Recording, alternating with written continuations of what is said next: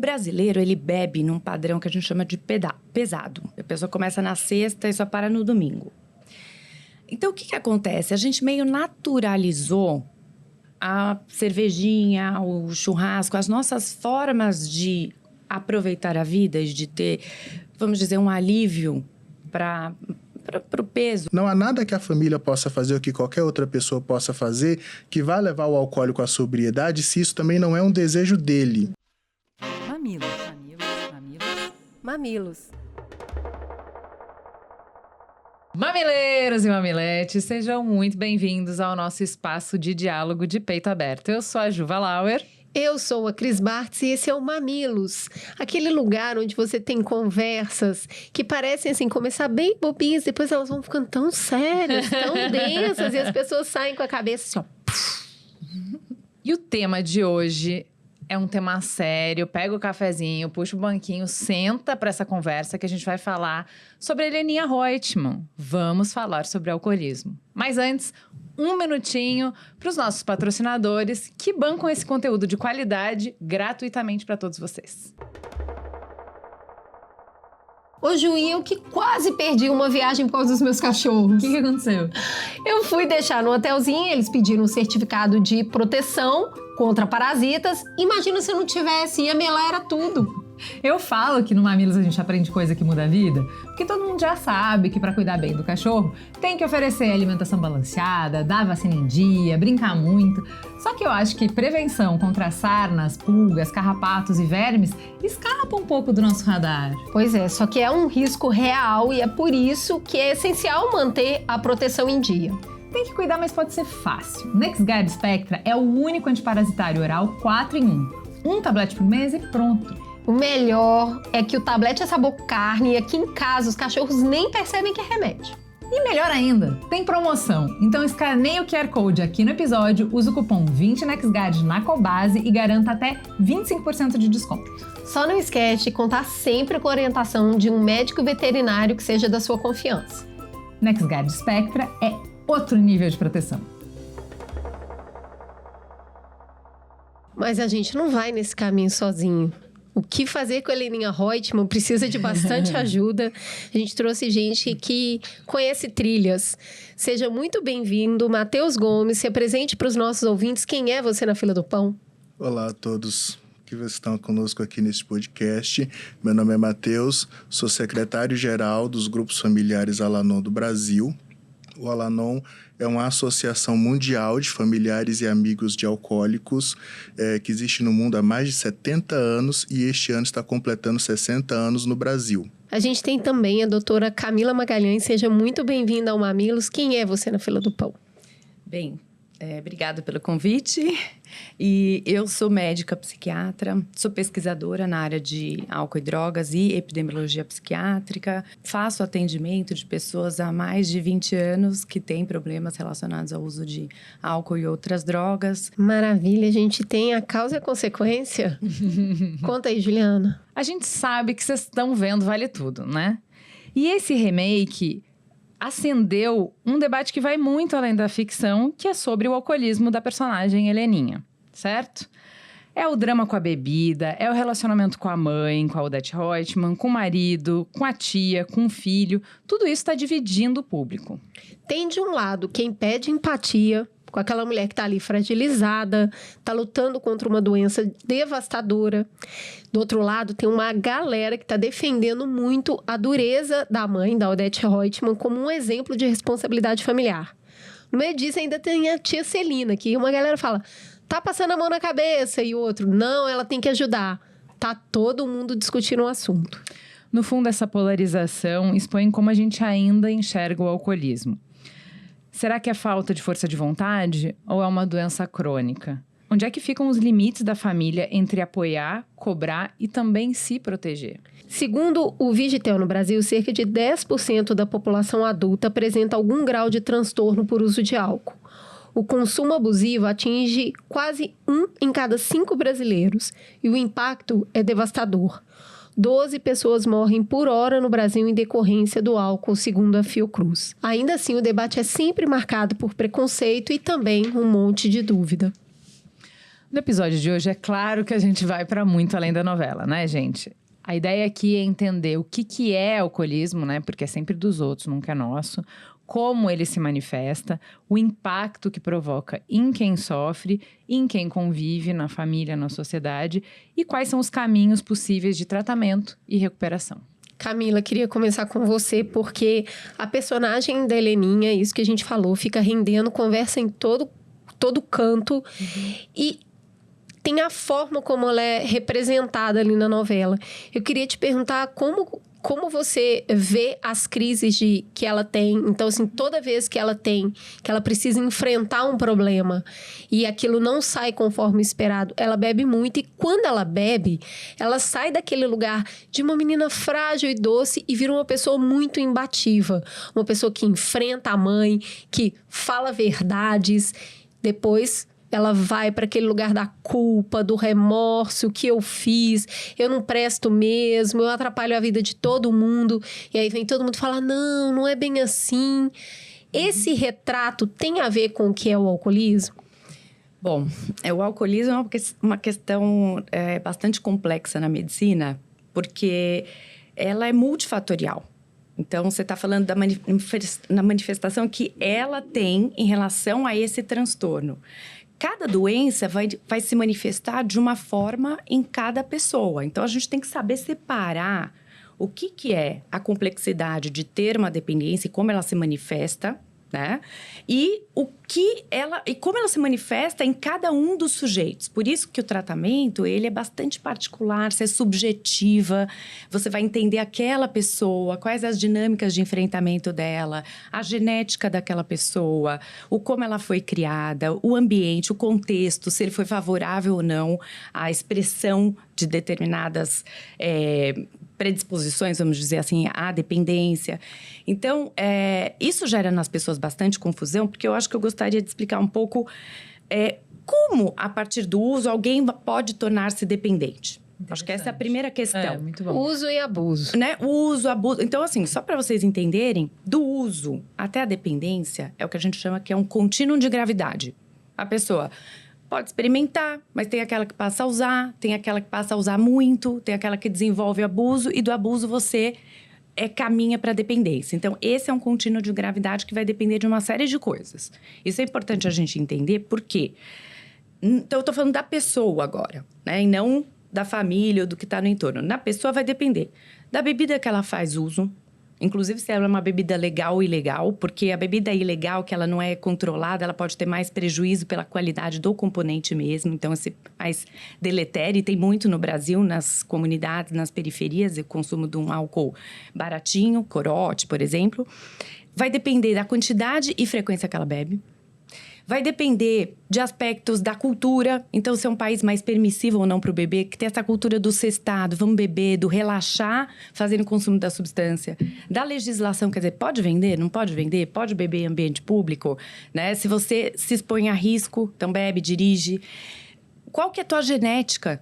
Né? Qual que é, na família, fatores que foram de risco para você beber muito? Então, quem é uma família facilitadora para o bebê, pais que são bebedores pesados e facilitam ou são permissivos, vamos dizer assim, para um consumo na sua família. E aí, se é mulher ou homem, que mulher é mais sensível aos efeitos do álcool, eu posso explicar depois um pouco, né? Mas ela tem questões. Então, são várias... E a idade de início, que foi a minha tese de doutorado, estudou muito isso. Quer dizer, quanto antes você vai beber, antes você vai ter os problemas do álcool. São vários fatores aí interagindo para a gente entender por que um sujeito vai tornar-se dependente ou não. Isso é muito importante, porque quando a gente faz uma política ou quando a gente vai cuidar de alguém, você vai ter que entender cada uma dessas facetas, né? Aí vem a motivação. Por que você bebe? Eu bebo porque eu tô alegre, bebo porque eu tô triste, para enfrentar problemas. Aí você vai entender um pouco disso em cada pessoa ou não. Depois vem o que você está dizendo, né? O papel da família, como que ela é orientada para lidar com essa questão. Então, eu acho que esse tema é super E os bacana. efeitos, né? Os efeitos. Porque a gente julga muito o alcoolismo pelo efeito. Sim. Quem bebe e é muito funcional ainda, não tem essas crises, consegue ir no trabalho e tal, a gente demora mais para perceber o alcoolismo. O efeito também influencia, não? Influencia. É que assim... O brasileiro, ele bebe num padrão que a gente chama de pesado. Chama beber pesado episódico. Ou beber binge. A pessoa começa na sexta e só para no domingo. Então, o que acontece? A gente meio naturalizou a cervejinha, o churrasco, as nossas formas de aproveitar a vida, de ter, vamos dizer, um alívio para o peso, vamos dizer, das inseguranças que a gente tem, é muito visto no álcool, mas na nossa sociedade, no Brasil, isso é muito naturalizado. Então, a gente demora mais, porque na nossa cultura, tá tudo bem. Muitas vezes um jovem, é bebedeira, é natural. E ainda é muito frequente pais introduzirem filhos homens no álcool, apesar da gente achar que isso já é uma coisa do passado, como uma questão atrelada à masculinidade, a se posicionar perante os amigos, a existir. Então, tem muitas coisas ainda que é importante a gente falar que vão fazendo com que a gente ache que tá tudo bem. E não vamos percebendo quando a pessoa passa a ter o abuso. E o abuso é ter prejuízos recorrentes associados ao uso do álcool. Então, não é só uma bebedeira. Peraí que eu quero segurar daqui a pouco o que é prejuízo, tá? Vamos lá. Eu queria antes perguntar para o Matheus, essa polarização nas redes sociais mostra que a gente ainda tem muita dificuldade de lidar com álcool, porque a Camila está trazendo que a nossa sociedade é permissiva. Teve um programa que a gente fez um programa que chama Eu Deveria Parar de Beber, que é muito legal. E a gente fala sobre isso, que a gente é permissivo com o álcool, mas muito crítico com o alcoólatra. Então, assim, pode beber, tá tudo liberado para beber, mas se der BO, aí é uma culpa, é uma vergonha, todo um julgamento muito pesado. Como é que você vê? Por que esse tema mexe tanto com a gente? Eu acho que o alcoolismo ele é um tema profundamente polêmico há muitos anos. Quando nós podemos olhar uma novela que teve sua primeira edição nos anos 80 e já naquela época o alcoolismo tomou conta do debate público e você olha uma outra versão em 2025 e o alcoolismo continua sendo um dos grandes pontos centrais da novela, continua sendo essa polêmica, essa vivência, apesar de muitos anos já o tema vir sendo trabalhado. E nós podemos olhar que até mesmo em outras novelas, em outras séries que ocorreram ao longo desses anos, entre uma primeira versão e outra, quase sempre o alcoolismo acaba se tornando o ponto central. Ou sempre ele chama a atenção. Dentre os muitos enredos que tem em um conteúdo audiovisual, sempre o alcoolismo acaba chamando muito essa atenção. E eu acho que é porque é um conteúdo muito mais próximo da realidade popular do que as próprias pessoas gostariam de admitir. É um conteúdo onde o alcoolismo está presente na grande maioria dos lares brasileiros, mesmo que em seus vários estágios, seja no estágio inicial, onde está aquele beber dito socialmente, onde a própria família acaba incentivando o beber do alcoólico, bebe porque você vai ficar mais solto, você vai conseguir chegar mais nas pessoas, vai conseguir paquerar as pessoas. Então, a família começa a se incentivar. E com o passar do tempo que isso vai acontecendo e começam a vir os problemas, o beber descontroladamente, a acontecerem aquelas questões onde a pessoa antes que animava a festa começa a estragar a festa, onde ela já começa a chegar, vamos dizer, calibrada na festa, ali já bebeu, já está alegre e continua bebendo isso, ocorre esse segundo ponto, que num ponto a família leva ao beber e os amigos, e no outro ponto isolam a pessoa. Não existe talvez essa compaixão de saber lidar com a questão. E aí vem os vários pontos, como nós podemos ver na novela ali, dos personagens, entre os facilitadores, como é o caso da tia, que está ali sempre tentando limpar a sujeira, está ali sempre tentando... Não, mas é porque o que ela queria fazer era isso, ela por aquilo, sempre tentando justificar. E você vê personagens que entram nesse mix de sentimentos que tomam a família. Que a família passa pela raiva, pela negação, pelo sentimento de culpa. E cada um dos familiares está vivendo uma fase. onde todos, no início, querem ajudar, mas com o passar do tempo, essa não aceitação inicial do alcoólico da doença ou não buscar um tratamento acaba levando a família a esses sentimentos. A negar que exista um alcoolismo, ou por não acreditarem, ou por acharem que um familiar seu não pode ser, que muitas vezes é uma fase. Tá bebendo por uma desilusão amorosa, tá bebendo porque não tá no ponto que queria na carreira, daqui a pouco passa, e se a gente fizer isso, e se fizer aquilo, as fugas geográficas. Então, olha, e se mudar de estado, e se mudar de país, e se for para outro lugar, e se trocar de emprego. Acaba que isso tudo é vivenciado pelo alcoólico, porém a família está junta. E muitas vezes a família está junto nessa situação completamente sóbria, não fez uso de nenhuma bebida. Muitas vezes o alcoólico, o doente, ele pode no outro dia não lembrar do que ele fez na noite passada. Não lembrar o que ele fez no dia passado. Bom ponto, ótimo ponto. Mas a família vai lembrar. Ótimo ponto. Não, e tem uma coisa só dessa, assim, a intoxicação, muitas vezes a pessoa tem uma perda do controle. Quanto mais você vai aumentando a quantidade do álcool, o álcool é uma substância depressora do sistema nervoso central e ela vai desinibir a pessoa porque, enfim, ela inibe as inibições, né? Então, o que desliga, né, a inibição. Então, o que acontece? Na intoxicação, claro, você vai ter os sintomas da bebedeira, de falar pastoso, de falar mais alto, de perder um pouco a crítica. Mas quem é essa pessoa que está bebendo? Porque não é todo mundo que bebe que vai gritar, né? Que vai jogar coisas, que vão quebrar. Então, aí vem o que está antes... Inibido, né?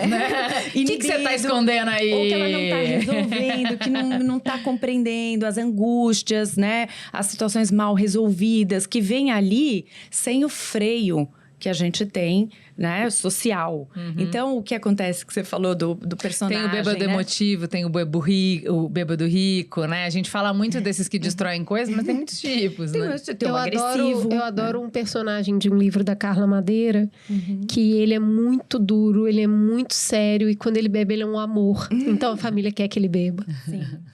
E as pessoas, às vezes, é isso mesmo. Quando tá na abstinência, fala, nossa, mas será que a gente vai dar conta, né, dessa pessoa? Só que ela vai ter todos aqueles prejuízos relacionados à dependência e vai conseguir se manifestar. Agora eu te pego, me conta, o que é prejuízo? Então, assim, são muitos, né? De várias ordens. Porque quem bebe muito, ela pode ter um prejuízo agudo, ou seja, da intoxicação, elas colocar em risco de sexo desprotegido, acidente de trânsito, brigas, violência. Então, esse é um prejuízo relacionado ao consumo agudo. Tem também um prejuízo agudo no corpo, porque quem bebe muito, na segunda, a gente fala que pode ter taquicardia, que é o Heart Holiday Syndrome, né? Chega na segunda, tá mal, fica uma semana inteira meio com mal-estar por conta da bebedeira. Então, isso são prejuízos agudos da intoxicação, vamos dizer assim. Mas tem os prejuízos crônicos, que a pessoa poder ter depressão, ter a própria dependência do álcool, ela passar por situações no relacionamento, no trabalho, na parte interpessoal dela, na parte sexual, no funcionamento do corpo, tudo por conta desse consumo crônico do álcool. Então, os prejuízos que a gente mede, conversando com o paciente, muitas vezes eles são em várias áreas ou particularmente numa área, vamos dizer assim, né? É sentido nas pessoas mais próximas no começo, né? Puxa, ele bebia, mas agora ele bebe e não vai trabalhar, bebe e fica deprimido, já não cumpre, já não tem mais tanto prazer nas coisas quanto tinha antes, né? Fala com os filhos ou com as pessoas próximas de uma maneira muito diferente. Então, você vai notando que esses prejuízos, eles vão acontecendo e eles vão se alavancando, né? Não consegue entregar o trabalho. Então, as pessoas demoram um pouco para sentir, mas só da bebedeira, por exemplo, muitas vezes o paciente já começa a sentir que a semana dele... Nossa, tudo que eu planejei, eu não consegui fazer. Eu ia me cuidar, eu ia para academia, eu ia fazer um trabalho. Então, ela vai passando paulatinamente a ter prejuízos de diversas ordens, né? Agora, quando a dependência se instala, você tem reações no corpo. Por exemplo, são critérios diagnósticos que você usa para saber se ele é dependente. É dependente quem? Então, parou de beber, tem sintomas de abstinência. pode tremer por dentro só. Pode ficar sentindo uma falta importante de beber. E quando bebe, até alivia, porque ele abranda os sintomas da abstinência. Tolerância, que é beber mais para obter os efeitos de antes, ou até a mesma quantidade não tem o mesmo efeito. Tem dois critérios que são muito importantes, que a gente fala beber mais do que pretendia, em mais tempo ou em maior quantidade. Isso é super importante para você entender alguém que tem dependência, porque a pessoa de verdade planeja beber só um pouquinho. Mas quando ela vê, ela fala assim, não, realmente eu não dei conta. Ela consegue, depois de um período de abstinência, controlar um mês, assim. Mas depois vai. E assim por diante. Então, quando você vê uma pessoa dependente, ela fala, eu já tentei várias vezes beber controladamente. Eu não consigo. Quando eu vejo, eu já tô bebendo mais. Eu já perdi muito tempo bebendo. Ela esqueceu o tanto que ela bebeu. Ela acha que ela tá numa taça, ela já tá na 7ª taça. Não controla. E ela tolera mais que muitos outros. Ela demora para ficar embriagada. E um dos efeitos mais complexos é que são pessoas que elas bebem a despeito dos problemas. Que é um critério também muito importante. Quer dizer, eu já perdi o emprego, eu já perdi o meu parceiro, minha parceira, meus filhos estão distantes de mim e ela persiste. E não é uma questão de caráter. Eu acho que a primeira coisa que vocês estavam falando, né, que todo mundo fica julgando e tal, é que ainda tem na nossa sociedade uma percepção distorcida que a dependência é uma questão de força de vontade. Não, a força de vontade, ela está atrelada a iniciar um tratamento, a rever suas questões. Por que eu bebo? Quais são minhas formas de enfrentamento? Mas a gente tem que entender, é uma doença crônica como outra qualquer. O tratamento, ele existe, ele traz resultados, ele não é curativo, mas ele funciona igual hipertensão e diabetes. Da mesma forma, 50% dos pacientes vão remitir dos sintomas e vão ficar super bem. Então, acho que a gente tem que tirar esse preconceito e aí a gente vai entender o que o álcool vai promover em cada pessoa enquanto está bebendo no dependente. Você falou de frequência, quantidade e velocidade. Eu acho interessante, se for possível, a gente ter algum parâmetro. Porque a gente sempre, eu entendo que a gente sempre vai encontrar um jeito, como você estava falando, de justificar. Né? Você falou, eu não preciso da tia para justificar, eu mesma já tô justificando, não. Mas eu só bebo no fim de semana, ou eu só bebo em festa, ou eu só bebo uma tacinha de vinho todo dia. Então, quais são os critérios objetivos que é de intoxicação, de frequência, velocidade e quantidade? Então, a OMS ela tem critérios, por exemplo, para beber moderado. Mas algumas coisas recentes também estão questionando os critérios. Pelo seguinte, como eu falei, mulheres e homens são diferentes em termos de tolerância do beber, porque a mulher tem menos uma enzima que metaboliza o álcool, que chama aldeído desidrogenase. Mulher tem a fase hormonal em que, na segunda fase do mês, quando o estrógeno cai, ela metaboliza pior o álcool. Então, tem vários fatores aí. Tem uma por isso questão. que não pode beber na menopausa. E aí a mulher é mais sensível na menopausa, né, aos efeitos do álcool. E aí, o que acontece? A OMS faz um critério que difere mulher do homem por conta dessa sensibilidade, né, feminina. Então, a mulher, teoricamente, o beber moderado seria beber de 1 a 2 doses por semana de bebida alcoólica. Semana. Atenção, ouvintes! É que eu conheço esse dado, por isso que eu perguntei. É que assim, ó, não passa Eu vou corrigir. Passa quem não bebe. Exato. A 2 doses no dia, não superando 7 doses na semana. Ou seja... aí... Vou corrigir. Aí tá melhor, peraí. Era assim a conta, né? Então, as mulheres pensavam de 1 a 2 doses, mas também não pode ser tudo de uma vez. Porque se você beber, juntar tudo para beber no final de semana, aí é o beber pesado que eu falei. Não é cumulativo. Exatamente. Então, o que é o beber pesado? São homens beberem 5 ou mais doses de bebida alcoólica Que e mulher que é 4 dose? ou mais. Boa. Uma dose é uma lata de cerveja de 350 ml ou uma taça de vinho de 140 ml. Não a minha, né? Que é exatamente. Né? Porque tem a pessoa que pega uma taça Não, gigante, né? é a taça do restaurante. Ou uma taça de vinho de 140, ou uma dose de bebida destilada, que é aquele que vem no dosímetro. É que os dosímetros estão maiores agora, né? Mas de 35 a 40 ml. Isso é uma dose. Tá bom. Tá Então, bom, a justo. pessoa pode beber 2 doses ao Isso. dia. Não todos os dias. Não todos os dias. E não Não pode ser- superando 7 doses na semana. Ok. Tá bom, vai. Então, o que acontece? Só que aí, o que foi caindo por terra? Hoje, nenhuma quantidade de álcool tem sido visto como segura. Então, Obrigada. vocês podem beber isso, era quase uma autorização, vamos dizer assim, para beber moderado. Beber Hoje em dia a uma gente lata sabe de que não. cerveja um dia sim, um dia não pode. Agora já...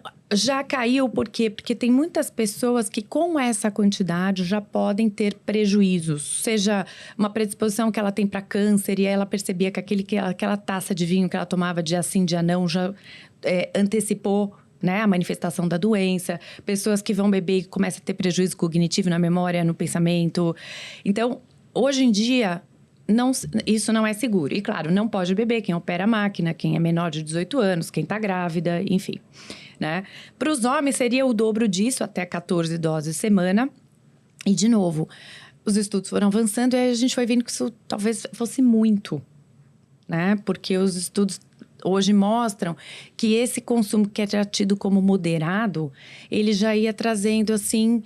inflamações, as pessoas estão mais inflamadas. Você fala, a que intestino depende irritável. muito de uma série de outros fatores, como o que você come, se você Exato. dorme, como é que tá seu nível de estresse. Qual é a tua genética para ser alcoolista? Genética. Né? Você não vai Então, garantir difícil isso. falar que é seguro Exato. se eu não estou medindo todos os outros fatores que influenciam nisso. E eu queria te trazer, Matheus, para saber o seguinte. A gente falou de uma série de características aqui. Daquelas que convivem com uma pessoa que está desenvolvendo ou já desenvolveu essa dependência, o que é mais difícil de observar? O que é aquilo que só a posteriori lá, quando tá no grupo, a pessoa fala, putz, tinha aquilo lá no início que eu não percebi, ou sempre foi assim, eu achei que só era normal. O que são os detalhes sutis que acontecem em quem está convivendo com uma pessoa que tá nesse processo de adoecimento no consumo de álcool que a gente não capta? O início da trajetória de qualquer pessoa alcoólica, como já foi muito bem explicado, não começa numa grande quantidade do dia para a noite. Ninguém começa bebendo uma garrafa de vinho ou de 51 ou de qualquer coisa do dia para a noite. As pessoas começam pouco a pouco. Começam muitas vezes numa confraternização, numa festa, em algum momento entre família. E isso vai crescendo de forma muito gradativa. Então, a família, quando ela começa a perceber, os amigos, os colegas começam a perceber isso, é quando já está num ponto muito alto. Porque no dia a dia é muito difícil de você notar isso, enquanto está sendo progressivo. Você começa a notar muito sutilmente algumas coisas assim. Antes a pessoa conseguia todo dia acordar cedo, de repente já no final de semana não acorda mais tão cedo, não tem mais a mesma disposição. Está sempre buscando fazer apenas programas que envolvam bebida de alguma forma. Então, e isso vai um pouco da cultura, onde até hoje... Todos os programas. No Brasil, até Gente, festa... aniversário de 1 ano! Sim. Exato. É a coisa mais sem noção que existe. Aniversário de 1 ano tem bebida alcoólica. Então, isso vai sendo Exatamente. levado para tudo. Porque senão os adultos não vão. Sim. Entendeu? Porque aniversário de 7 anos, as crianças podem ficar sozinhas. Aí não precisa ter bebida, porque é o aniversário de criança. Mas se tem adulto, não pode ter uma festa com adulto sem bebida? Sim. Os adultos que deveriam estar Que loucura. supervisionando Exato, a festa, loucura. talvez não estejam tão adequados àquilo. Então, a família, os amigos, eles começam a perceber apenas quando isso começa a dar alguns problemas ditos sociais. Porque essa questão social também, ela vai de pessoa para pessoa. Em pessoas que têm, às vezes, uma formação, têm um poder aquisitivo mais alto, as pessoas acabam relevando muito desses pontos, porque são válvulas de escape. Não, ele comanda uma empresa muito grande, ele tem uma equipe muito grande, então é um estresse, é alguma coisa, isso é normal. Então, acaba que as pessoas ao redor estão sempre tentando justificar aquele beber de alguma forma. É isso, porque ele tomou o whiskinho dele, vários personagens, né? Olha o Mad Men. O Mad Men toma o whiskinho dele, vai dormir, não incomoda ninguém, no outro dia ela acorda pra trabalhar. Sim. Um adulto funcional. Como é que você vai chamar essa pessoa de alcoólatra? E acho que tem uma coisa que ele tá falando também, que... Por exemplo, na novela, né? Aquela figura, ela tem uma coisa exuberante, né? isso. Que até a gente tem que tomar cuidado, que estigmatiza muito o dependente, da gente achar que a gente tem que esperar uma manifestação assim muito, sabe, colorida. Não é assim na prática clínica minha, cuidando seja de pessoas que têm condições de fazer um tratamento, vamos dizer, multidisciplinar, ou pessoas que vão no CAPS, né, que tem a dependência química, você tem que perceber que a dependência de cada um, e muitas vezes hoje é aquela pessoa mesmo que procura ajuda. No passado, muitas vezes, o paciente é trazido por alguém. Quer dizer, olha, ele veio aqui porque a gente percebe. Não, hoje as pessoas já têm mais crítica em relação a isso. E elas procuram ajuda porque ela começa a se desorganizar importantemente na vida. Minha saúde não está muito bem. Eu planejo realmente beber um pouco, mas eu não sei que horas, Camila. A pessoa fala, que horas da minha vida virou essa chave, sabe? Por quê? Porque é isso, como eu falei, é um contínuo, é um crescente de gravidade. Claro que até tem pessoas que vão direto para a dependência, porque esse percurso seriam de 8 a 10 anos entre o uso e a dependência. Tem gente que vai mais rápido. Bom esse número, que bacana. Tem gente que vai mais rápido porque ela tem uma predisposição maior, ela teve pai alcoolista, avó, avô, né? Então, não tem um perfil de pessoa, qualquer ser humano pode, né, independente do nível socioeconômico, tornar-se dependente. Eu queria colocar uma questão que eu acho que ela é mais sutil, mais complexa, e eu tenho conversado com pessoas que falam mais sobre isso pós-pandemia.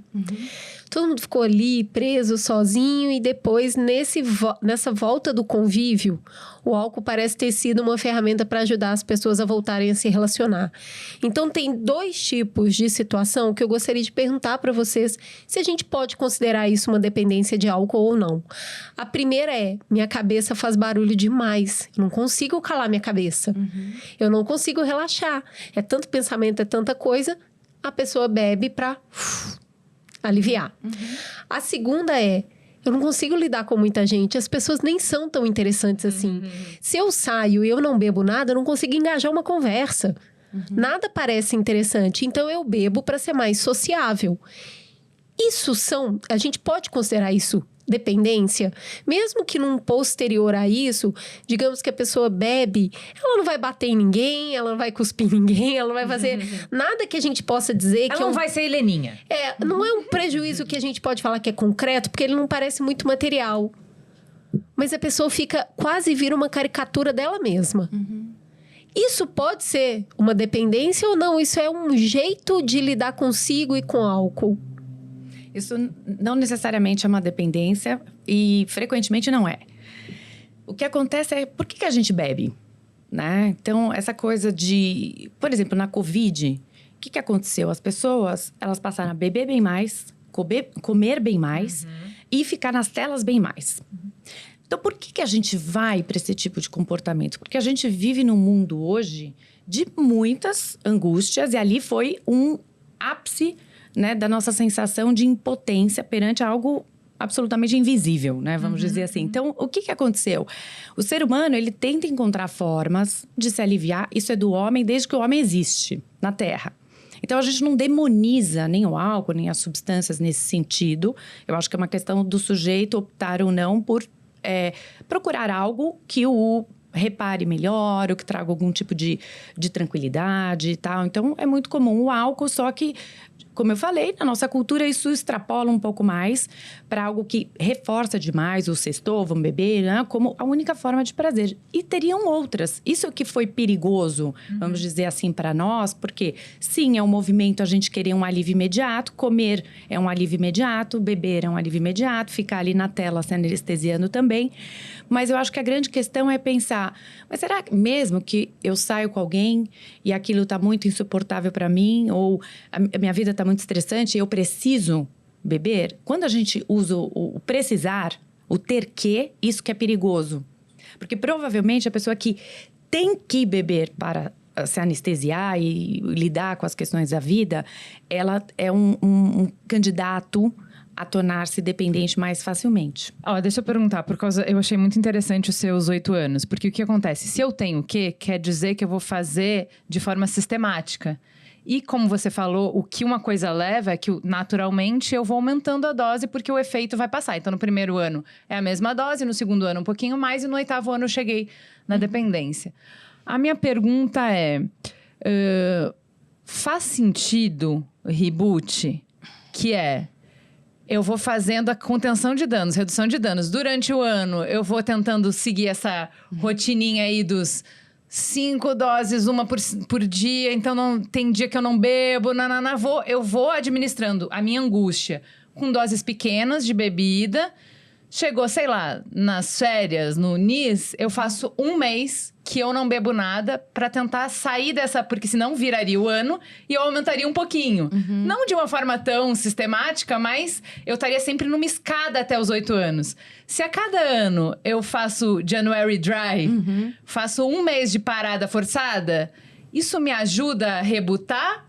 Ou não, só tô me enganando? Tá se enganando. Tá se enganando. Porque, assim, o que ajuda mesmo é a gente encontrar outras formas da gente encontrar lidar com prazer. angústia. E cada um é um, né?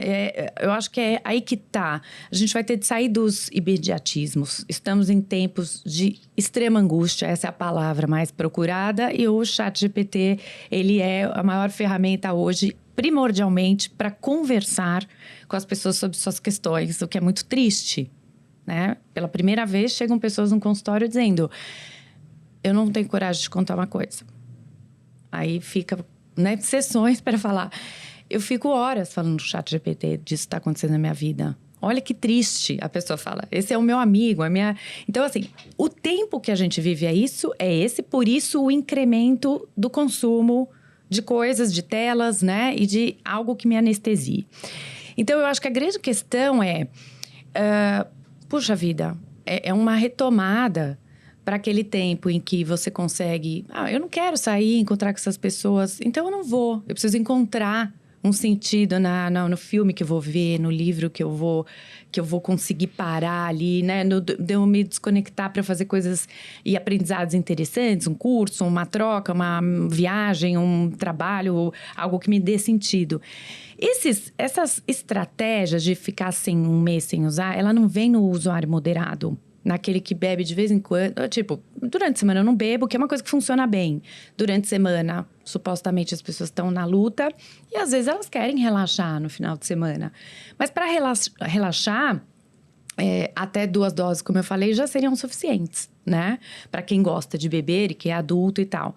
A grande questão é que nós somos um dos países com o maior consumo pesado de álcool do mundo.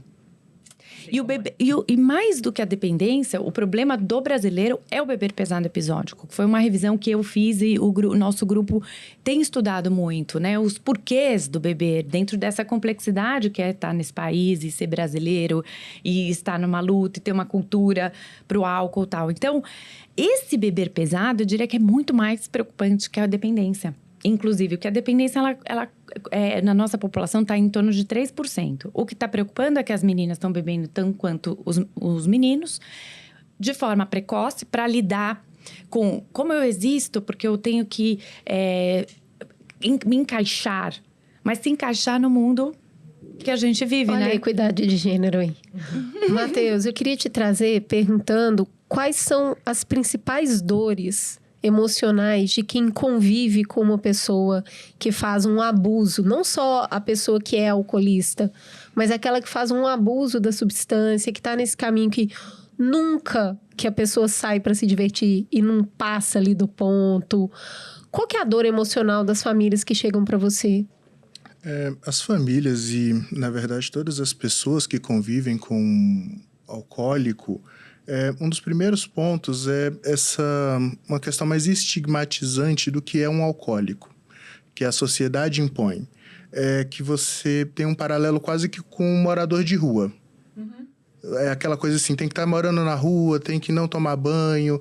É muito difícil ver um alcoolismo fora. Num dia eu estava fazendo uma divulgação e uma senhora se aproximou de mim e ela falou assim, e ela estava muito convicta daquilo. Ela falou, meu filho não é alcoólico, porque ele recebe o pagamento 1 vez por mês, ele bebe o pagamento inteiro, mas na hora que o dinheiro acaba, ele não bebe mais. Então, na cabeça dela, ele só seria alcoólico se ele continuasse na rua pedindo bebida, buscando bebida, bebendo álcool, bebendo perfume. Ainda existe muito esse ponto de acreditar que o alcoolismo é uma doença maior. E aí a família... Desculpa, o alcoolismo é uma doença maior, mas que necessitaria estar numa situação de miséria, de miserabilidade para se classificar como um alcoólico. E a família, ela vai reagindo de muitas formas, porque as pessoas são diferentes. Existem aqueles familiares que, de fato, estão ali, como os alcoólicos também estão aos gritos, a família também acha que vai resolver a coisa gritando, que vai resolver a coisa chorando, que entra numa depressão também muito acentuada com o passar do tempo. Existem aqueles que também acabam vivenciando isso de uma forma muito mais... não vou dizer que é tranquila, mas acaba vivenciando isso de uma forma mais silenciosa. Acaba ouvindo aquilo, acaba só internalizando dentro de si. Toda aquela frustração, toda aquela mágoa que sente, porque a família durante muito tempo acredita que pode resolver a doença do alcoolismo, acredita que pode ser a salvadora da situação como um todo. Então, vou começar a esconder a chave do carro para que ele não possa sair, vou jogar bebida fora, vou... sumir com bebida, acaba querendo afastar a pessoa, porque tal amigo é que é influência a beber, então vamos tirar desse ciclo, não pode ir em tal local, como a gente falou, a fuga geográfica. O problema é morar nesse bairro, porque tem muito bar aqui próximo, tem os amigos. Se nós mudarmos para o outro lado da cidade ou mudar para o interior, a situação vai resolver. Então, chega num determinado momento onde a casa como um todo pensa em álcool 24 horas por dia. O alcoólico pensa em álcool querendo beber e necessitando beber, não é querendo, necessitando beber, e a família pensando em formas de fazê-lo não beber. E a preocupação começa desde o momento em que acorda. Será se foi mesmo para o trabalho? Será se vai voltar para casa depois que sair do trabalho? Ou se vai parar para beber? Ou se vai fazer alguma outra atividade? Então, acontece da família, ela vai internalizando essa questão de muitas formas. Tem aquela pessoa que ela parece que aceitou a situação, aí de repente você ouve, parece uma festa grega, de repente voou prato no chão, voou copo no chão, voou alguma coisa na parede, muito sutilmente. Não, caiu, não joguei nada no chão, caiu. Porque tenta se manter um pouco ainda talvez esse equilíbrio ali de que não estou tão afetado pela questão. Porque é uma doença emocional. A família acaba sentindo isso muito na pele. Como eu falei, a questão começa com a negação, não é, e muitas vezes acaba por internalizar as próprias justificativas do próprio alcoólico. Não é porque ele só bebe uma vez por mês, ou ele só bebe no dia que tem dinheiro, quando não tem dinheiro acaba não bebendo, e isso é cultural. No Brasil e em boa parte dos países, principalmente do hemisfério sul... Mas no interior parece que é mais, assim, sim, fora da metrópole, né? Porque todos os convívios sociais, eles estão atrelados ao álcool. Quando acontece qualquer atividade social que ela não está atrelada a álcool, é festa de criança, como é dito. No outro dia a gente foi fazer um brinde e uma pessoa falou, mas eu não brindo se não for com álcool. Sim. Senão não valeu. Você vai brindar sem álcool. Sofre uma pressão dos outros. Isso aí também adultos lutem, né? As pessoas vão rir, você vai se manter fazendo o que você acha que tem que fazer. Essa pressão social, a gente falou bem nesse programa de Será que eu devo parar de beber? Porque a gente estava falando sobre essa escolha de ser sober curious. Essa curiosidade pela sobriedade, de fazer experimentos para buscar essa sobriedade. Agora, já que você criticou a tia da Heleninha, eu quero que você diga o que é pra gente fazer. Porque é muito fácil dizer tudo que a gente faz de errado, porque a gente só mete os pés pelas mãos. Agora, eu acho que é uma situação tão complexa, e como vocês falaram, crônica, então, que te acompanha por tanto tempo, que tem mais jeito de errar. A Cris tem uma frase que eu adoro, que é, só dá pra errar. Tudo que você faz tá errado. Como que dá pra você não ser parte do problema se você convive com uma pessoa... Se você não é parte da solução, né? Se você convive com alguém que abusa de álcool, que não precisa ser alcoólatra, mas que abusa de álcool. Como é que você pode ser parte da solução e não parte do problema? Na verdade, não é uma crítica, né? Os familiares, os amigos, as pessoas que convivem, muitas vezes assumem um papel de facilitador da doença. Então, acabam ali facilitando o dia a dia da pessoa de todas as formas. Quando vai chegando naquele determinado ponto onde já não consegue mais ir trabalhar todos os dias, então, é a família quem liga para falar que está com com uma doença, tá com a virose, tá com a gripe, não vai conseguir. É a tia Celina total. É aquela que quando vem ali, né, que é muito Tá bom, mais... mas se não isso, o quê? Porque o que o não som- pode, a gente não, entendeu. sim. A minha pergunta é, como é que você ama uma pessoa e ainda assim põe limite? Quando as pessoas chegam ao Al-Anon, uma das primeiras coisas que elas vão ouvir é que elas precisam primeiro cuidar de si mesmas. Precisa-se viver a sua própria vida. Viva e deixe viver. Porque a partir do momento em que eu começo a cuidar da minha própria vida, começo a cuidar do meu próprio dia a dia, o alcoolismo vai continuar, porém ele vai perder um pouco dessa força nesse carrossel. Porque a doença, quando você está trabalhando com a família, ela é um carrossel. E estão todos ali, aqueles personagens interligados, dando força. E quando você chega a um momento onde um por um desses familiares vai saindo desse carrossel, ele perde força. Quando cada um começa a cuidar da sua própria vida, compreende que o alcoolismo é uma doença, porém não há nada que a família possa fazer que vá curar a pessoa, porque não existe uma cura. Não existe nada que a família... né? Sim, não existe nada que vá fazer, que vá trazer a sobriedade da pessoa, porque a sobriedade ela é um processo do alcoólico. Porém, a família parar de facilitar já vai ser um grande processo. E a família só vai parar de facilitar a partir do momento em que ela começar a cuidar da sua própria vida, a se ver. Muitos membros, quando chegam ao Al-Anon, eles têm muita dificuldade em responder coisas simples. O que você gosta de fazer? Qual é o seu prato? O que você gosta? O que você gosta de fazer num passeio? Porque acaba vivendo a vida em função do alcoólico. O que ele gosta, o que ele não gosta, para onde podemos ir, para onde não podemos ir. E quando a família começa a se desprender desse carrossel, desse cotidiano, acaba por acabar não trazendo mais essa facilidade do alcoolismo e muitas vezes estimulando o alcoólico a buscar ajuda. Porque não existe toda aquela rede de apoio para que a doença acabe continuando. Gente, tia Celina tá fazendo tudo errado. Tudo errado. Sim. E a mãe também, né? Assim, no sentido da... Porque é isso que eu ia perguntar, porque ao mesmo tempo tem que acolher. Sim.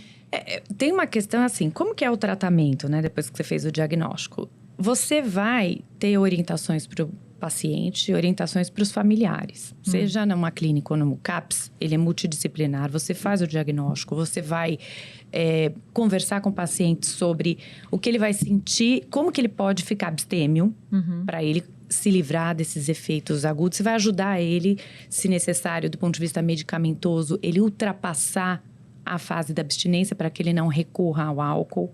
Você vai protegê-lo das situações de facilitação do beber. Então, por um tempo, ele não tem condições, por exemplo, de ficar exposto na rua, ou ficar no bar, ou ele precisa retomar uma rotina. Isso vai sendo combinado com o médico, com o seu terapeuta, com o grupo que ele vai. Esses grupos têm o AA, por exemplo, uma eficiência muito grande para o paciente se ouvir e entender que o que ele passa é algo que outros passam também, né? Então, que não é uma questão própria dele, a dificuldade que ele está tendo com a esposa ou com alguém, ou vice-versa, né? É uma escuta, uma ajuda mútua, que a gente fala a partir da troca de experiências. Então, o paciente ele vai se organizando, ele vai refazendo a rotina, você vai ajudando ele a se responsabilizar por isso, né? E compreender assim, puxa, não está funcionando, ele consegue, a gente não subestima essa pessoa, ela tem condições, né, de perceber que ela precisa se reorganizar, ter um horário para acordar, que passados os efeitos da abstinência, ela vai ter que ter uma vida calcada nos pilares que a gente tem, né? O trabalho, o cuidado com o corpo, se a saúde está prejudicada pelo álcool ou não, ela vai cuidar disso. E aí, a família, ela também tem um espaço de orientação, né? De como lidar com aquilo que ela tem dúvida. Nossa, ele recaiu, Camila. Meu Deus, acabou o tratamento. Não, a recaída é parte do tratamento. Por ser uma doença crônica, você vai aprender o que aconteceu, né? Para aquela recaída ocorrer. Eu queria que você falasse um pouquinho mais de medicamento, que Heleninha não toma nada a não ser uísque. E aí você traz uma parte que tem um facilitador um momento agudo. Qual que é o papel do medicamento? O que ele faz? Então, às vezes, alguém que tem um alcoolismo muito importante, na hora de uma dificuldade, ela recorre ou pensa no álcool. Ela vai ter será que se eu tiver algum medicamento SOS combinado ali com o seu médico, ou alguém em que ela vai ligar, porque muitas vezes o paciente liga para alguém da nossa equipe e fala: eu estava bem, mas eu tô com um desejo Telefone sinal vermelho, né? Sinal Linha vermelho, eu tô pensando muito no álcool, eu não tava. E eu não tô mais pensando à noite, naquela hora que eu costumava beber. Eu tô pensando já de manhã, quando vai chegar o dia que, teoricamente... Um tipo de pensamento intrusivo. É intrusivo, vem e a pessoa só pensa nisso. Então, tem medicamentos que você usa, para abrandar o desejo de beber. Tem medicamentos que você usa para mimetizar o álcool do ponto de vista dos neurotransmissores, para a pessoa não ficar tremendo, e aí ela não precisa recorrer ao álcool, mas é um medicamento que a gente fornece, e aí você vai fazendo uma dosagem para ela não precisar beber. Se ela está deprimida ou extremamente ansiosa, ou se é alguém que recorre ao álcool sempre que está muito ansiosa, você vai tratar essa questão de base, né? Com medicamentos para ansiedade, para depressão, enfim.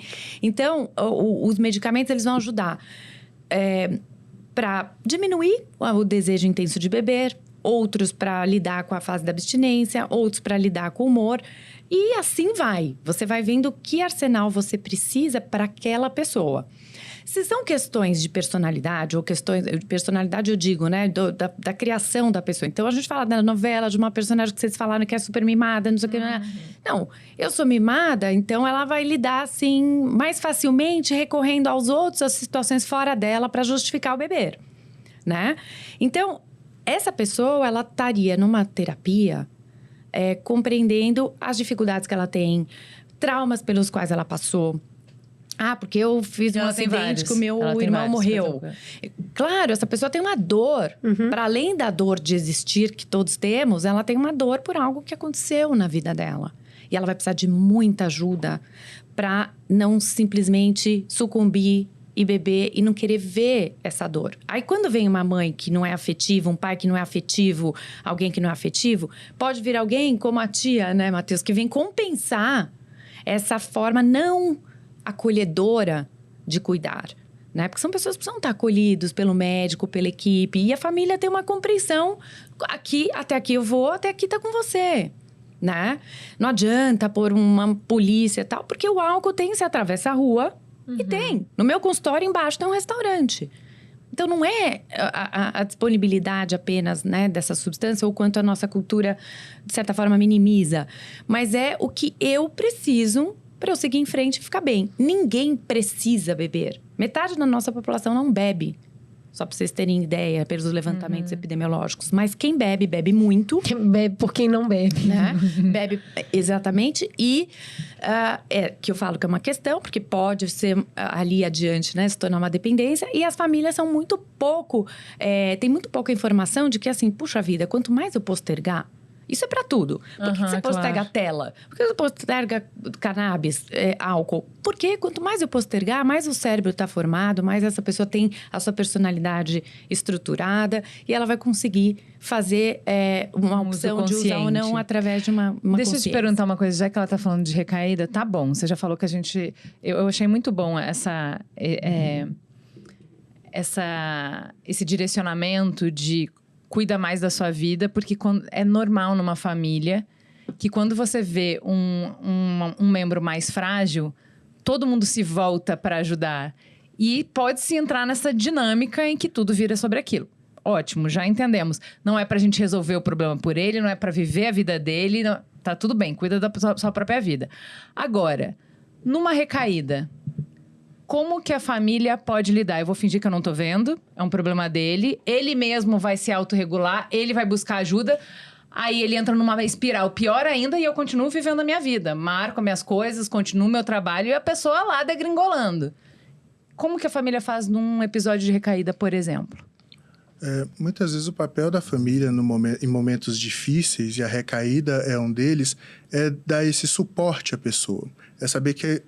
mostrar para ela que existem opções, que a família está ali à disposição para buscar todas essas ajudas e está sempre lembrando a pessoa desses momentos de sobriedade, o quanto eles foram importantes. Porém, eu gostaria muito de dizer que a família ela teria o poder de resolver a questão da recaída, que ela vai poder fazer alguma coisa da noite para o dia e que aquela pessoa vai voltar a buscar ajuda, seja com um profissional ou seja num grupo de apoio como Alcoólicos Anônimos. Porém, a família não tem esse poder. Então, a família ela serve ali para mostrar que, e aí quando a gente fala de desligamento emocional, por exemplo, eu continuo amando o alcoólico. Não compactuo com aquelas situações, não vou vivê-las, mas continuo amando. Então, estou ali para mostrar soluções, estou ali para buscar ajuda, estou ali não para exercer mais aquele papel julgador. Bebe porque é isso, bebe porque é aquilo, bebe porque não tem vergonha na cara, bebe por isso ou por aquilo. Não. Estou ali para mostrar que é uma doença e nós podemos buscar ajuda. Existem clínicas, existem profissionais. Não por você, mas com você. Sim. É essa a diferença que você está falando?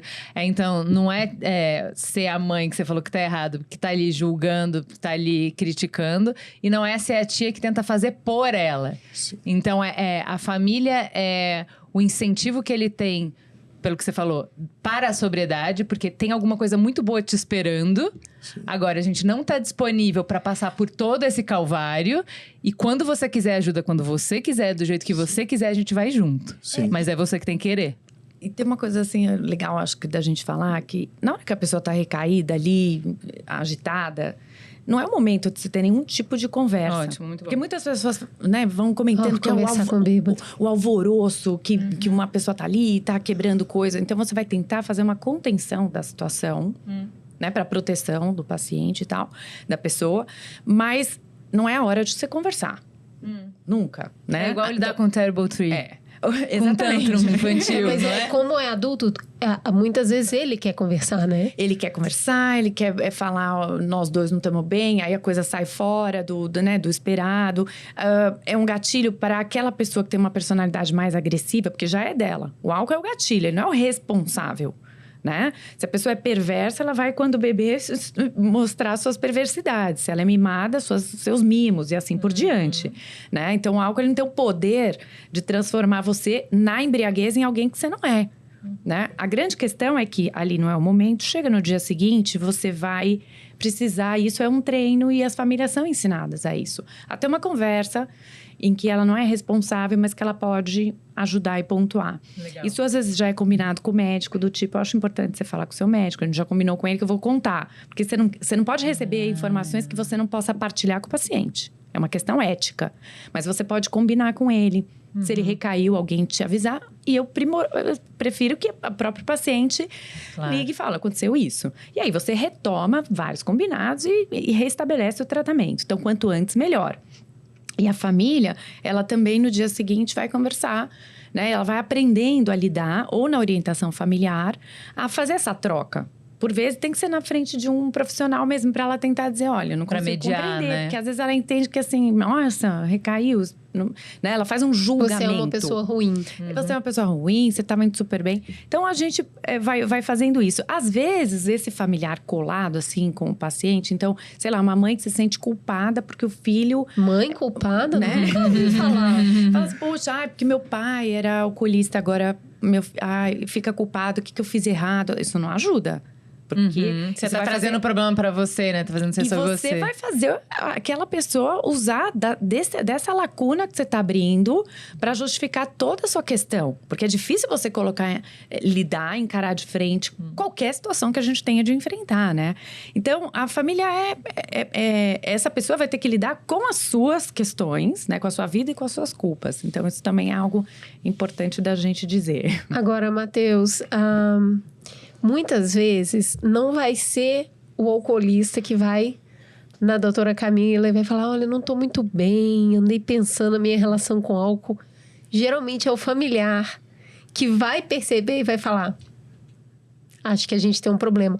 Qual é a melhor forma de abordar uma pessoa que você ama, que você convive, para não é convencê-la a se tratar, mas é pelo menos falar assim, talvez tenha um problema aqui, porque... Vai lhe dar uma olhada, né? De partida, eu já acho que a reação da pessoa vai ser muito ruim.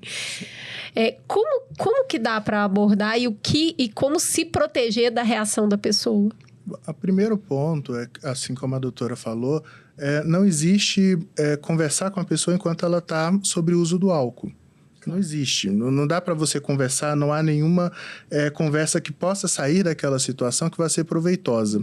Até porque, muitas vezes, durante esse momento de beber, a pessoa pode te prometer muitas coisas que ela não vai lembrar ou que ela não vai cumprir. Muitas vezes as famílias envolvem até as crianças, né? Olha, vai lá no seu pai, fala para ele que se ele te ama, ele vai parar de beber, ele vai agir de tal e tal forma. Acaba envolvendo até mesmo pessoas que não têm essa maturidade de entender. Imagine para uma criança que foi na noite anterior ou foi no momento anterior falar para o pai que se ele amasse, ele não beberia, e o pai vai lá, não, eu te amo, eu não vou mais beber, e no outro dia ver o pai bebendo, acaba gerando esse trauma também nas crianças. Então, quando a família ela acaba tendo que conversar com a pessoa, tem que ser uma conversa muito pautada na razão, não só na emoção. Não é só no ponto de apontar para a pessoa, porque, olha, por causa de você, isso e aquilo, por causa de você, a gente não é mais convidado para as festas de família, por causa de você, nossa família poderia ter tal condição financeira hoje e não tem. É uma conversa um pouco mais voltada para a razão, mostrando as ferramentas que existem e que a família pode ajudar. Não existe um roteiro para dizer assim, olha, você vai falar isso, ele vai responder aquilo. Mas existe, sim, um ato de boa vontade de mostrar com ferramentas concretas. Existem muitos familiares que, ao conversarem com o alcoólico, já tem ali toda uma relação de ajuda. Olha, existe o consultório da doutora em tal local, em tal horário, nós podemos ir, podemos combinar as agendas para buscar essa ajuda. Ah, mas profissional não sei o quê. Então, existem grupos de apoio onde você pode ir. Se você achar que você também necessita de uma internação, existem essas e essas ferramentas. A forma da família buscar isso não é culpabilizar o alcoólico por nada, pelas situações que já passaram, assim como também não é um papel interessante para a família buscar essa vitimização. É um momento onde necessita haver uma conversa madura entre as pessoas. Existem meios e eu acho que você deveria buscar ajuda. E eu estou à disposição para buscarmos esse tipo de ajuda. Me surgiu uma hipótese, queria verificar com você. Geralmente, como a pessoa não reconhece, ela tem a chance de falar assim, não, mas você está exagerando, eu não fiz isso. E eu tendo a acreditar que se a gente consegue trazer situações reais, talvez possa ajudar. E geralmente as pessoas que bebem têm a memória muito afetada, né? Então, você virar para a pessoa e falar assim, você lembra como que foi o casamento da fulana? Não vai lembrar. Você lembra como foi a formatura do ciclano? Provavelmente não vai lembrar. Você lembra o que aconteceu no churrasco do Beltrano? Então, são essas situações que foram reais. A pessoa esteve lá. Falou assim, o jeito que você saiu da festa não te permite lembrar o que aconteceu lá. Ou, lembra o churrasco tal, o barzinho tal, Olha o valor da conta. Olha o quanto bebeu. É um volume muito grande. Então, estou preocupada. Toda situação de que a gente sai ou que a gente recebe pessoas em casa tem um consumo de álcool muito grande. Tô te perguntando de verdade, tá? Tô tentando simular uma conversa aqui. E eu acho que a gente precisa buscar ajuda, porque eu não tô sabendo lidar. Eu te peço para parar, você nunca para. Eu te trago água, você nunca bebe água, você pede mais álcool. Então, chegou num ponto que eu acho que a gente precisa buscar uma pessoa aí que vai ajudar a gente a lidar. Funciona esse tipo de conversa? Funciona, porém, nunca isso vai acontecer na primeira conversa. Na milésima. Não vai acontecer a família ter um despertar espiritual e, olha, estou te falando isso e a pessoa, nossa, é isso mesmo, vamos buscar ajuda. Existe todo um trabalho a ser trilhado e, muitas vezes, é um ato de repetição quase que diário da família em relação a isso, para que o doente possa... Tá bom, em algum momento ele próprio vai reconhecer. É isso. Porque a sobriedade, ela também está calcada nisso. Não há nada que a família possa fazer ou que qualquer outra pessoa possa fazer que vá levar o alcoólico à sobriedade se isso também não é um desejo dele. Ele precisa verificar todos esses pontos. Quando se fala de um desligamento emocional, Quando se fala da família viver por outros meios que não seja aquela vivência ali, ele começa a sentir as dificuldades do dia a dia, as dificuldades que o alcoolismo estão trazendo, acabam o deixando mais suscetível a querer buscar ajuda, a aceitar buscar ajuda. Então, não é uma conversa assim no primeiro momento. Até porque muitas vezes essas conversas, elas são muito duras. E elas acabam virando uma briga de pontos de vista. Olha, mas... Eu fiquei pensando enquanto vocês estavam falando, porque você falou, não vai por aí, não vai pela culpa e não traz pra você, pelo prejuízo que tá te trazendo. Fiquei pensando que no quanto, já que vão ter que ser várias conversas, talvez possa ajudar a gente fazer perguntas que a pessoa vai no futuro respondendo. Então, eu acho. O dado científico é esse aqui, né? Sim. O que você acha? Não acho não. Aí, vamos passar para a próxima semana. Quanto que você bebeu Quanto que a gente bebeu essa semana? Eu bebi tanto. Você bebeu quanto? Tá bom. Não vamos conversar. Acho que temos um problema. Não temos. Tá bom. Próxima semana. Na hora que vamos pro casamento. Quanto que você vai beber? Vou beber só umas... Tá bom, voltamos do casamento no dia seguinte. Quanto que você bebeu? Você acha que você bebeu 4? Você disse que bebeu 1. Lembra da definição científica do que era? E aí, se a gente tá preparado para várias conversas, a gente fala isso muito em maternidade, que se a gente entendesse as fases, entendesse o que tá acontecendo, a gente teria mais paciência no sentido de, né, a gente faz o melhor que a gente tem com as informações que a gente tem. Talvez se a gente entendesse que é um processo e que eu tenho pouca influência sobre isso, né? É um processo pessoal, de dentro para fora.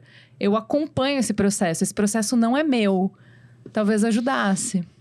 Eu vejo que o que funciona é o seguinte. Bom, primeiro a gente não subestimar quem bebe e quem vai avançando no problema relacionado ao beber. Ela sabe, ela nega por um tempo. Porque ela quer aquele prazer, ela acha que aquele é o caminho, enfim.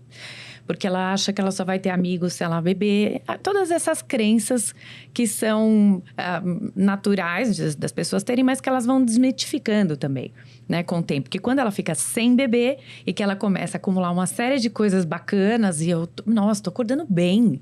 Né? Eu tô me sentindo bem, eu me interessei por tal coisa. E aí aquilo vem um despertar, né, muito interessante. A questão muitas vezes ela não se lembra de quem ela é, do que ela gosta, porque ela já está há anos naquela condição, porque o entorno às vezes é facilitador, né? Irmãos, primos, amigos, enfim. Mas é uma conversa difícil como outra qualquer. Apesar de parecer que é uma em particular, mais complexa por conta da negação do paciente, né? Então, uma família, ela é pautada nesse tipo de tentativa de conversar, dar o tempo do outro, a pessoa saber escutar. E não ficar com essa fantasia que aquela conversa é decisória e definitiva. Porque essa é uma conversa, de novo, como outra qualquer de coisas que você não gosta. Então, às vezes, no consultório tem uma mulher tentando há anos encontrar uma certa individualidade dentro de um casamento mais controlador.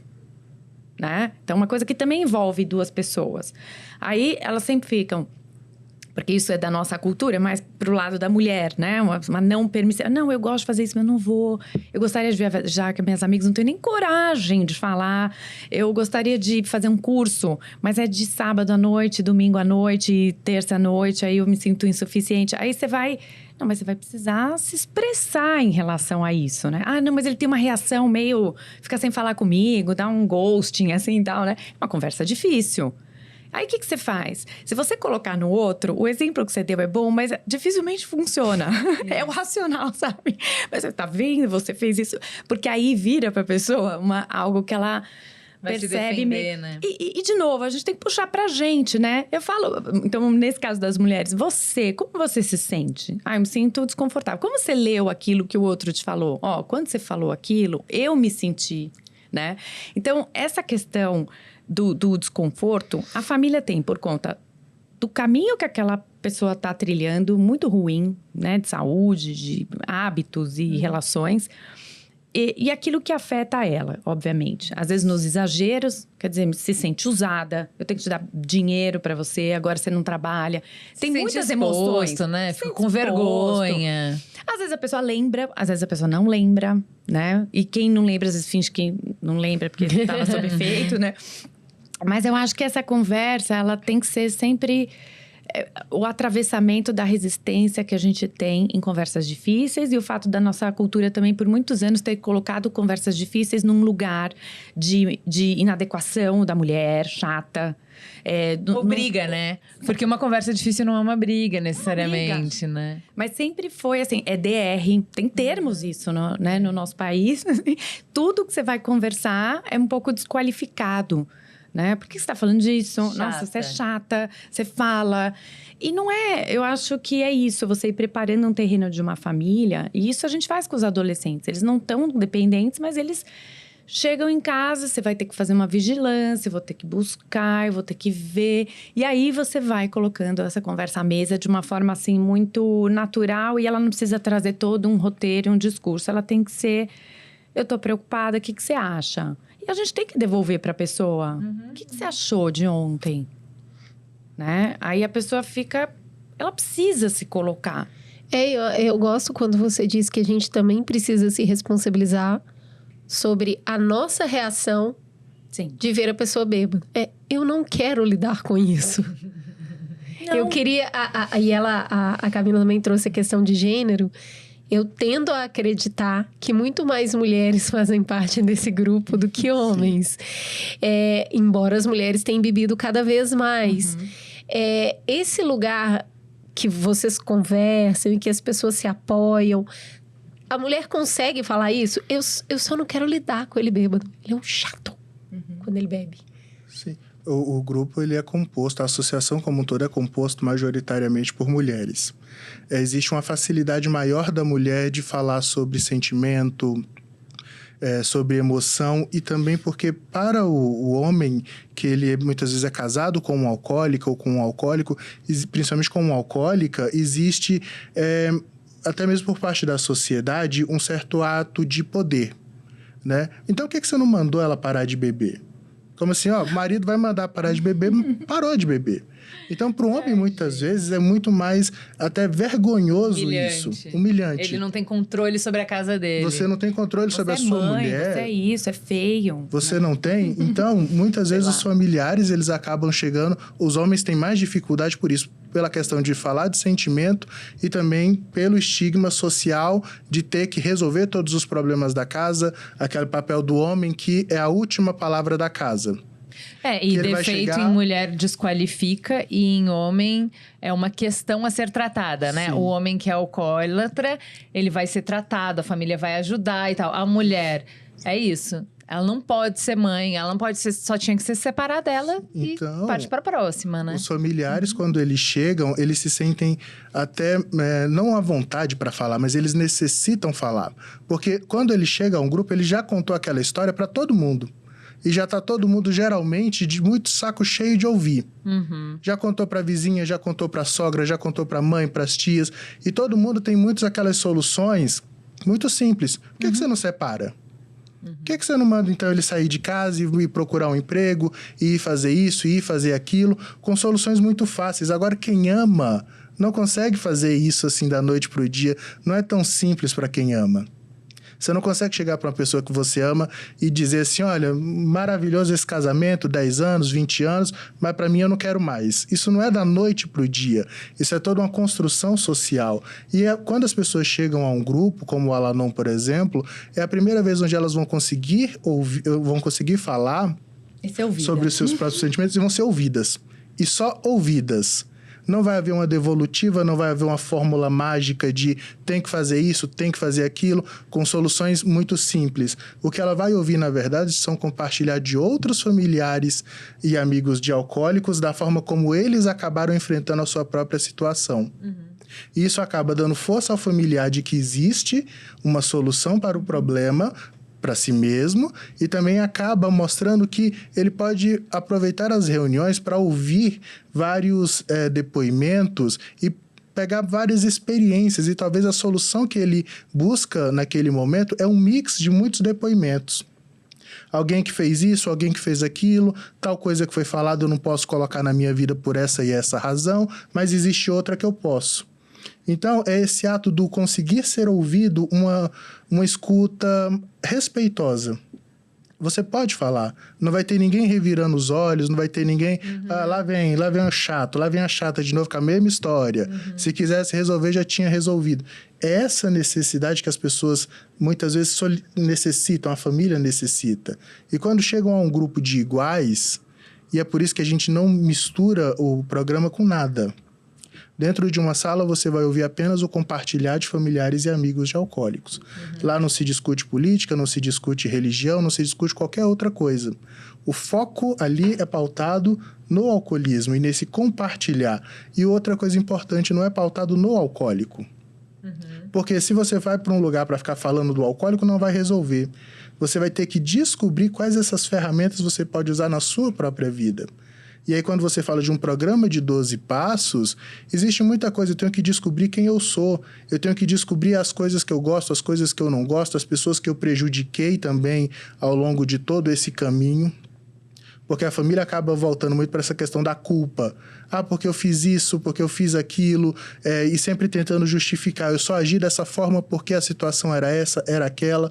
Não importa muitas vezes o porquê. Importa que eu preciso me libertar daquele sentimento de culpa, que eu preciso me libertar daquela sensação ruim que eu sinto na minha vida para poder viver novos ares. Senão eu vou continuar preso sistematicamente dentro daquela situação. Para vocês dois, vocês acham que existe tratamento para um alcoólatra, para um alcoolista que não envolva a família?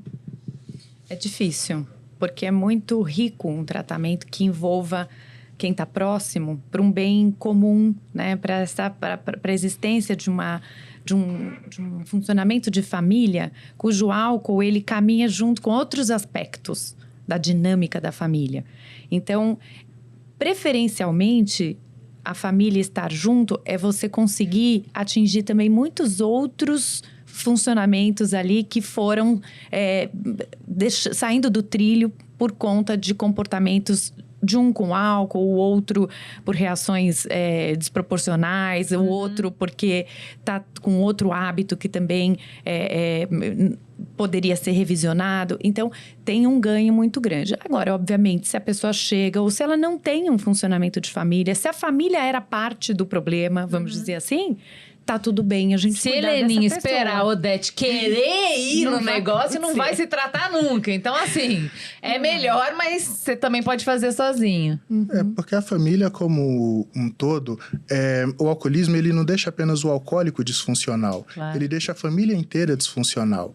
Então, é muito difícil quando você simplesmente vai tirar o alcoólico daquele ambiente, vai tentar buscar a sobriedade, vai tentar torná-lo uma pessoa funcional e, de repente, ele vai ter que voltar para casa onde todos os restantes dos membros daquela família não estão trabalhando de forma funcional. Muitas vezes a família, quando ela não está trabalhando em si mesma, ela não compreende, chega num determinado ponto onde ela sabota a recuperação do alcoólico. Porque antes estava até melhor. Porque acaba que fica uma coisa destoante, alguém que se tornou funcional dentro de um lar totalmente disfuncional. Então, a família acaba ali por buscar sabotar isso. E quando a gente inconscientemente, tem mas não com vontade. Que o lar seja funcional, às vezes a pessoa ela quer de volta, alguns assim, eu queria fazer um brinde com ele. Eu gostaria que essa pessoa voltasse a fazer um consumo moderado, porque a gente tinha ali um tempo nosso dentro daquele consumo lá atrás, no passado. Então, ela tem a fantasia de que ela retomaria né, uma troca ali, um hábito conjunto, e que agora já não vai mais ser possível. Né? Eu queria que vocês, para a gente terminar, deixassem uma mensagem para quem ouviu e se identificou em qualquer uma dessas personagens que a gente trouxe aqui, quer seja alguém da família, alguém que ama, ou a própria pessoa que está fazendo abuso de álcool. Que mensagem que você tem para essas pessoas? Eu acho que a mensagem é que para tudo que a gente sofre tem um caminho, né? Então é importante compreender que, apesar de muitas pessoas muitas vezes não entenderem bem pelo que você passa, não te conhecem e possam te julgar, então existem caminhos, existem ajudas no setor público e privado. O nosso SUS, né, com os CAPs, ele tem uma estrutura fantástica de cuidado, tem os grupos de ajuda mútua, que são programas absolutamente gratuitos. Então, há caminhos, e eu diria que a partir disso, muitas vezes vi pessoas que dessa dor cresceram importantemente em muitas outras áreas da sua vida, corrigindo isso, porque desconheciam, logo cedo foram tentar usar de alguma substância para poder abrandar uma dor, uma angústia, uma história familiar, um trauma, seja o que for, né? Então, é um tratamento que ele tem, sim, bastante resultado, eficiência naquilo que é feito hoje em dia. Tem medicamentos, tem todo um arsenal e as pessoas melhoram também. Então, a gente tem cuidado com o nosso julgamento, né? Porque realmente é um tratamento que traz ganhos não só para a pessoa, para os familiares, mas eu diria que saltos importantes nessa redescoberta, né, do que eu posso fazer com a minha vida e quem eu gostaria de ir me tornando.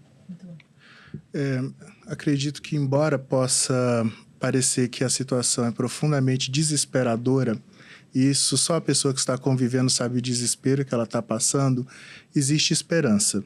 Eu acho que a grande palavra é esperança.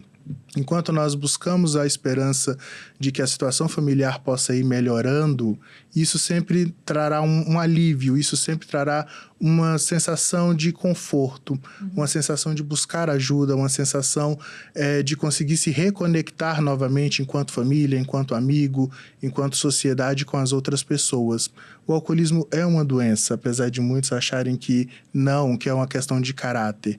É uma doença. A família também foi adoecida dentro dessa mesma conjunção, dentro desse mesmo processo de adoecimento, dessa falta de, muitas vezes, saber o que fazer, de como fazer, de como proceder com toda essa situação. Muitas vezes o alcoólico está se sentindo muito culpado e vira um lar de pessoas profundamente culpadas. O alcoólico se sente culpado, a família se sente culpada, mas não é esse o sentimento que necessita ser vivido. Existe esperança, existe outros meios de fazer isso. E por isso nós no Alanon estamos sempre de portas abertas, presencial ou eletronicamente, para mostrar a esses familiares e amigos de alcoólicos que existe esperança. Gente, muito obrigada. Eu acho muito enriquecedor essa conversa. Acho que mostrar caminhos e possibilidades é sempre construir jornada para as pessoas. Agradeço muito. Sejam sempre muito bem-vindos ao Mamilos. Obrigada. Obrigado. Muito obrigada para quem ficou com a gente nessa conversa importante. Você já sabe, o algoritmo não vai entregar isso exatamente para quem precisa ouvir. Mas você sabe quem precisa ouvir, quem vai fazer diferença essa mensagem. Então, seja o algoritmo que você quer ver no mundo. A gente se vê semana que vem. Beijo. Mamilos. Mamilos. Mamilos. Mamilos.